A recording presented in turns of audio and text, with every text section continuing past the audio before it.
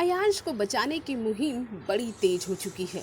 अब भोजपुरी के तकरीबन सभी कलाकार अयांश को बचाने के लिए अपने अपने तरीके से मदद कर रहे हैं। कोई गाना गा रहा है तो कोई सोशल मीडिया पर अयांश के लिए पैसे इकट्ठा कर रहा है, लेकिन सभी अपने हिसाब से जुटे हैं। लेकिन खेसारी लाल यादव जो सबसे अलग हैं, वो अलग ही करते हैं। खेसारी ने यहाँ पर अयांश के सपोर्ट के लिए लोगों को ये तो कहा ही कि अयांश की मदद कीजिए, लेकिन खुद खेसारी ने बड़ी रकम की मदद की है। यहाँ पर खेसारी के जो स्पोक पर्सन हैं, उन्होंने इस बात का खुलासा तो नहीं किया, लेकिन ये कहा कि अयांश के माँ बाप से वीडियो कॉलिंग पर बात करने के बाद खेसारी लाल यादव ने उन्हें मदद की पेशकश की है।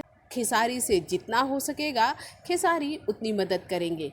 अब तो खेसारी के अलावा राकेश मिश्रा, अंकुश राजा, अरविंद अकेला कल्लू, रितेश पांडे और पवन सिंह जैसे भोजपुरिया के सुपरस्टार अयांश की मदद कर रहे हैं।